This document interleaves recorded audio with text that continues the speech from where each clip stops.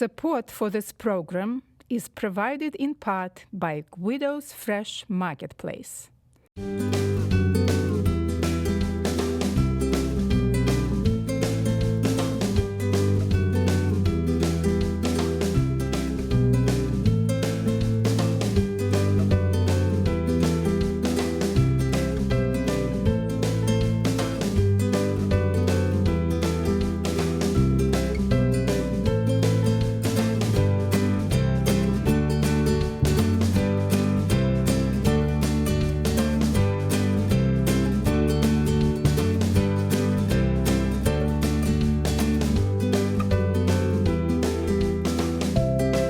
Welcome to my cooking show, The Natural Cook with Anna Gershenson. Summer is in full swing with hot temperatures, especially hot this summer where we live in the Berkshires. And definitely you want to eat something cold, fresh, crunchy. So instead of eating potato chips and corn chips, I'm going to be offering you today something that your teeth can crunch on, like raw vegetables and nuts and seeds. They're especially delicious when they are roasted. So the menu today is raw beet and herb salad, and then I will show you how to make cold summer soup. So we will start with beets. Beets come in variety of flavors and colors. And so today I chose Chioggia beet, which is not as red as our regular beets. They have very beautiful pattern of like red and white, and they are not as bleeding. So when you are going to be cooking them, dealing with them, peeling them, your hands are not really going to get so dirty. However, this recipe can be made with any kinds of beets, and red beets are wonderful for it. If you are going to be choosing a red beet, or any beet for that matter, it's really better to go with the organic variety. I found that red beets can have kind of bitter flavor, and I think that organic beets, I found also that they are sweeter. And in a raw salad where you are not going to be cooking your beet, I think it is pretty important. However, make sure to peel your beet because the skin is not really palatable. So this is one vegetable where you want to peel your skin. Okay, so let's get rid of this. And you can either grate it if you are not interested in spending too much time or don't have knife skills to deal with julienning your beet, then you can peel it. However, I will show you how to julienne. So first, you will cut beet into very thin slices, like maybe 1/8 of an inch. Make sure to hold your beet firmly and to have a sharp knife. And then you'll have no problems. Just don't try to push the knife down, but rather use a sewing motion to cut your beet. And then once your beet is sliced into these thin slices, you can just put it, you don't have to put them on top of each other because it will be more difficult for you to cut them. You will fan them out just like this. So I'll take the ends off, you'll fan them out, and then it will be so much easier for you to julienne them. So you will be holding on to your beet. Let me move this a little bit. And then slicing it into 1/8 inch thickness, just like you did when you were cutting it into slices. Just keep holding and moving your hand. And you see you have these beautiful, beautiful slices of beet, and Chioggia beets are especially beautiful because, as you can see, it has like variegated color. Okay, so while we are slicing beets, I will tell you about the rest of the ingredients that will go into the salad. And even before you start cutting beet, you can prep the herbs, or actually it's better to start with nuts because they have to be roasted. So you will take your nuts and seeds, and the nuts we are using today are sliced almonds, and we are using pumpkin seeds and sesame seeds. And the proportion is like high amount of pumpkin seeds. Like if I'm using half a cup of pumpkin seeds, you'll use 6 tablespoons of sliced almonds and 3 tablespoons of sesame seeds. So let's put our beets into the bowl while we are working on our other ingredients. So you will take a baking sheet, set up your oven at 400 degrees, and then put your seeds and nuts into the baking sheet, and then put it into the oven, and they will be roasting maybe for about, 4 or 5 minutes. You should really be watching, because if you don't know how your oven is calibrated, it's very important to watch and smell. You have to be present in the kitchen when you are cooking, because the smell will tell you that they are getting ready. And make sure to take them off the baking sheet so that they don't continue cooking. Then we go on to our herbs. So today I wanted to show you how you buy herbs. First of all, the herbs have to be bright, and they have to be fresh.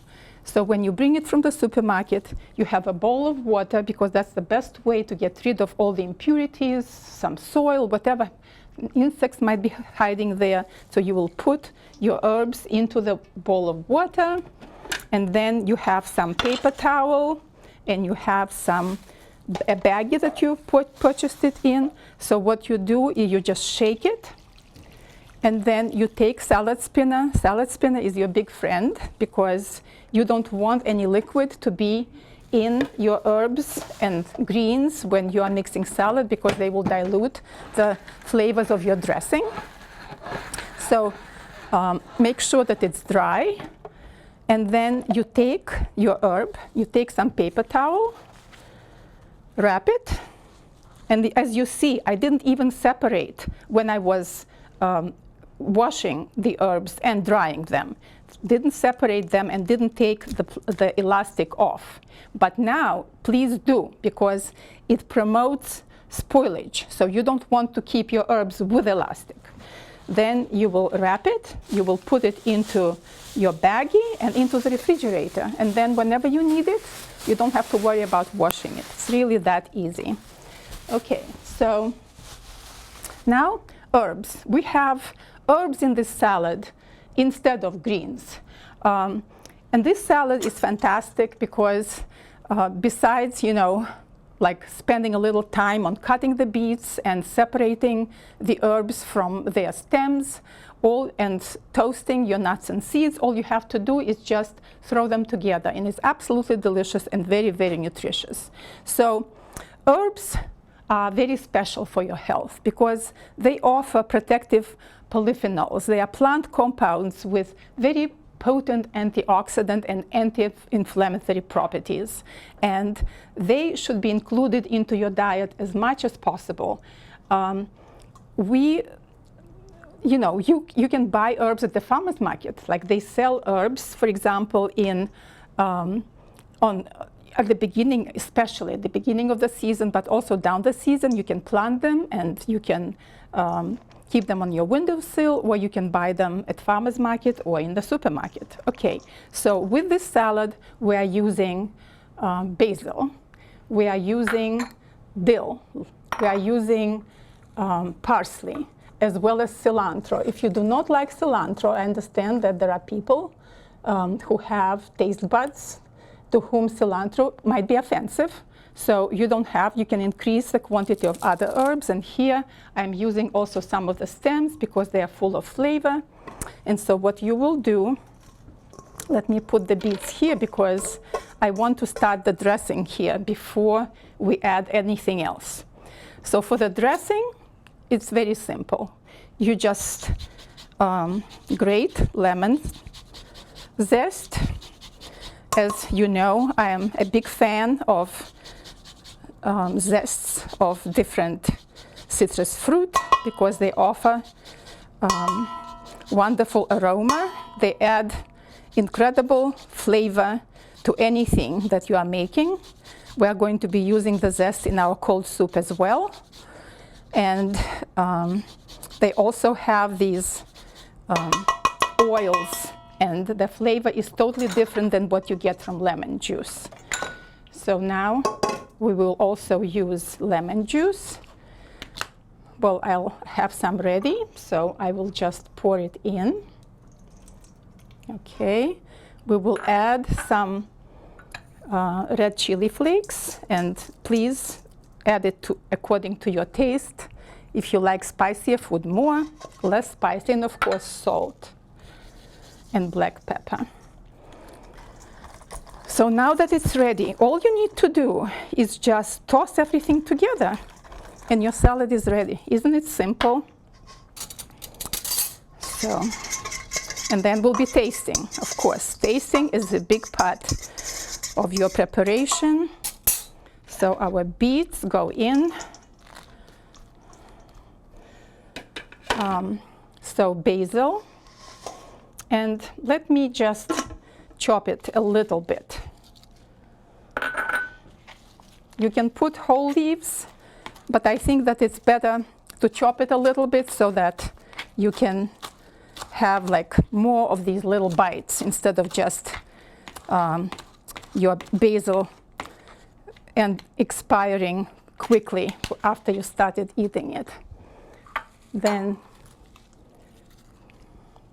I will post the recipe on my Facebook page, so don't be worried that I'm not giving you specific quantities now. As you know, I'm in general a proponent of kind of learning to cook without recipes by being inspired by what's at the market and what's good for you. And speaking about what's good for you, we are usually thinking about food in gustatory ways. We're thinking, oh, what do I like to eat? And we're totally forgetting that we need to feed our bodies. Our bodies have 37.5 trillion cells, according to the latest count. That is a big number of cells. It's even more than the galaxies in our universe. So we should remember that our bodies need nourishment. And so that's why we need to include all these wonderful nutrients that offer antioxidant properties, anti-inflammatory, antibacterial, antioxidative, you just name it. So I think I put everything into this, and some tarragon, of course. Tarragon is a wonderful herb, often forgotten. So let's mix it.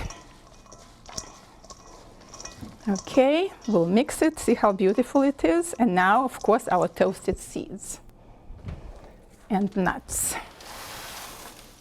Okay, so this recipe is not my own. I really love the Israeli chef Yotam Ottolenghi, and I am showing you this recipe because it is my beloved recipe. It is so delicious and fresh, and I think you should try it. Okay, I'll add a little bit more olive oil and another pinch of salt.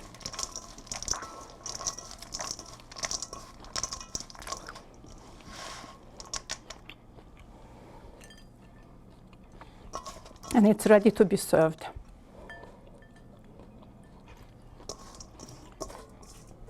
So eating this salad, you not only eating something crunchy, fresh, delicious, but also feeding yourselves. Now we are on to our cold summer soup. What can be better than having some cold soup that will cool you down during these hot summer days? And I go with watermelon, and I want to tell you more about watermelon. First of all, I brought a whole watermelon into my kitchen studio because I wanted to show you how I shop for watermelon. you want to make sure that it's heavy for its size. Then you tap on it. And if it sounds hollow, it's probably ripe. You also look for yellowish, dull skin surface. That's where the watermelon is lying, and this is a good indication that the watermelon is ripe. And so I always wash all my fruit. Even if the rind doesn't go into the dish, it should be washed, as well as cantaloupe that goes into it, and as well as kiwi. So these are the 3 main ingredients that go into it. So I will go ahead, and also when you're cutting the watermelon, if you hear this kind of like a cracking sound, that's also, see how it crackles? That's also a good indicator, and it actually splits. That's also a good indicator that your watermelon is ripe. So watermelon is a very, very healthy fruit. We think about it in terms of what it does for us, quenching our thirst, that it's so good to eat cold watermelon, well chilled, when the summer is here and sometimes water doesn't quench your thirst the way that watermelon does. So I'll show you first how I release the flesh from the rind. And by the way, rind is also edible, and of course you want to have organic if you want to eat the rind, but rind also is edible and has a lot of nutrients in it. So I take a knife, like a smaller knife, not a big chef's knife, and then I will go along the base. And of course, the darker the watermelon, the more lycopene is there. But so red one is better in that respect than yellow one. But also, what I want to tell you is that lycopene is a very important nutrient in watermelon. Surprisingly, we always tout tomatoes as good sources of lycopene. However, watermelon is just as good. And lycopene is very important for your cardiovascular health, as well as they recently have discovered, for your bone health. And when you buy your watermelon, don't put it in the refrigerator whole. Only if you buy a cut watermelon, you want to store it in the refrigerator. Otherwise, you want to store it in temperature 65 to 68 degrees. The watermelon continues ripening. You actually want to buy it ripe, but it continues kind of ripening a little bit, and you don't want to chill it and to destroy all the nutrients there, by very, very cold temperature before it's cut. So we are going to put it into our food processor, and we favor seedless watermelon. However, I want to let you know that seedless watermelon is not a result of GMO engineering, genetical engineering. It's the result of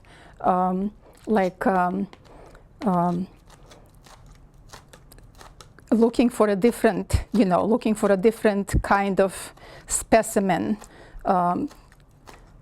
hybridizing to achieve that. So it's very convenient not to have seeds. I grew up only with seeded watermelon. The next ingredient will be cantaloupe. This one is already at farmers market, so you just scoop out the seeds, and then you remove the rind, and then you throw it in after you chop it. And then kiwi. These are sweet fruit, so kiwi is kind of tart, and kiwi is very high in vitamin C. And I want to show you how I would go about peeling the kiwi. First of all, when you buy it, you want to feel it so that it's kind of on the softer side, not mushy, because it's very hard. Then it's not really ripe. It will be very difficult for you to use it. It won't be really good at all. So you will take a spoon, and you kind of inch your spoon into close to the skin, and start rotating. And the juices can go right there into, not to lose them, into my food processor. So then you just spoon it out. As you can see, spooning it out and dropping it in. And then you can also kind of scoop out the inside, because the closer you go to the skin, the more vitamins are there. And we will add more of our kiwi. And another thing that I will add is chopped mint and lemon zest and lemon juice. And then a little bit of salt. I always add salt to balance the sweet flavors, even in desserts. Just a little pinch. It makes all the difference. It actually even heightens the flavors,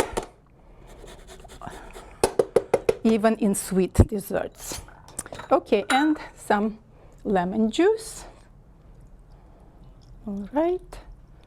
And a pinch of salt. You could add lime juice as well, but I find that watermelon and kiwi and cantaloupe, they really have good affinity for lemons, flavor-wise. Okay, let's start processing.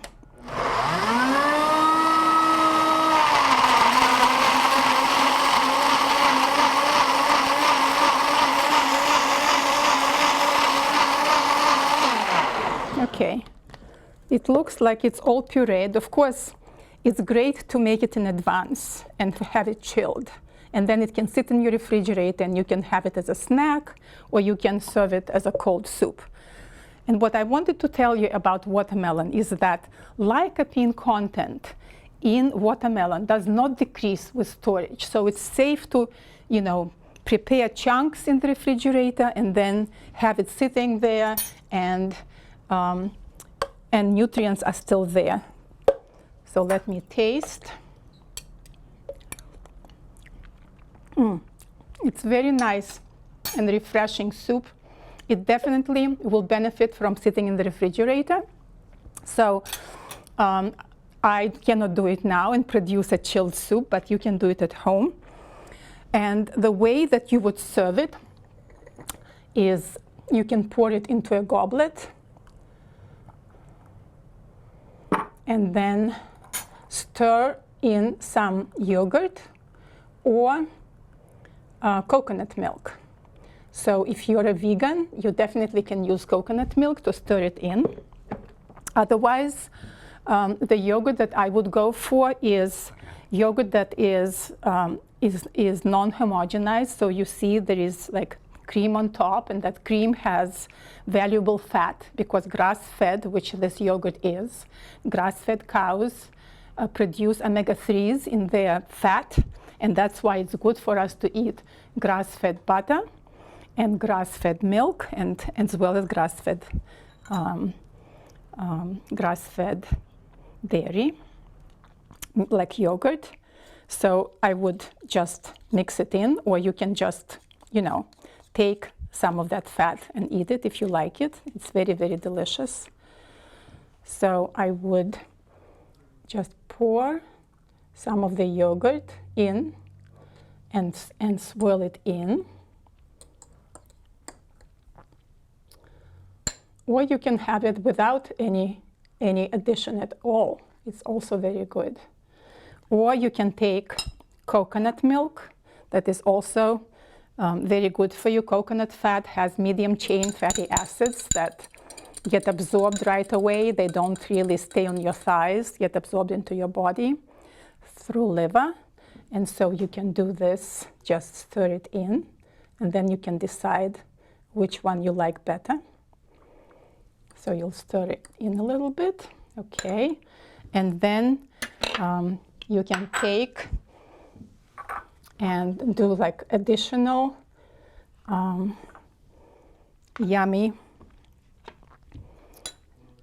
decoration and nutrient like raspberries. Mash them up a little bit or leave them whole and put on top.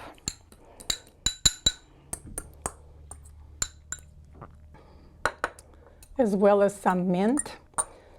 Okay, so what I wanted to tell you, going back to the salad that I made, is that nuts and seeds are a very important nutrient for your cells. They are a very rich source of fiber, protein, of antioxidants, of vitamins and minerals like calcium, as well as vitamin E and B vitamins. And nuts and seeds are a very convenient food because you can take it on the road with you. And if you are hungry and want something crunchy, especially when they are toasted, they are full of flavor, then you can just have a little bit and it will sustain you until your next meal. So be sure to include nuts and seeds in your diet. Also, watermelon. A little history on watermelon. Watermelon came to us from Africa many thousands of years ago, and then it propagated into Asia and Europe and into America. And it is produced mostly in China, meaning it's produced in many countries, but the biggest supplier of watermelon is in China. And as you know, farmers' markets are full of all the ingredients that we want to include into our diet that will feed our cells. So, for example, soon watermelon will be on the market. Melon is already on the market. All kinds of herbs and spices and beets, as well as dairy products like grass-fed cheeses. Also, the important thing that I want to remind you about is that when you are coming into the kitchen, you have to be there. You have to be there mentally. It will help you relax from your day of intense activities and stress. If you allow yourself to immerse into your food preparation, then you can smell it, then taste it, and especially when you are working with herbs that have so many aromatic compounds, have all your ingredients ready. It's called mise en place. So bring all your ingredients, think through what you are going to do first, what you are going to do next, and then just plunge into it and make this delicious food that you will be able to serve to your family, feed yourself, and have your children help you with taking care of herbs, like taking them off the stems. They really appreciate being a participant in the kitchen, and they're excited about tasting the food that they help prepare. So please watch my show. Thank you for tuning in.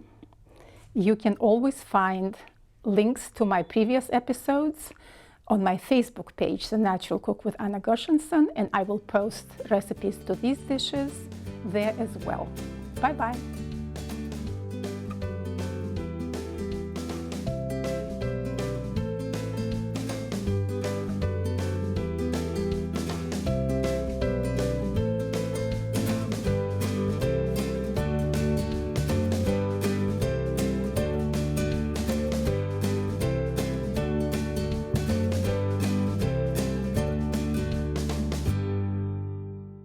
Support for this program is provided in part by Guido's Fresh Marketplace.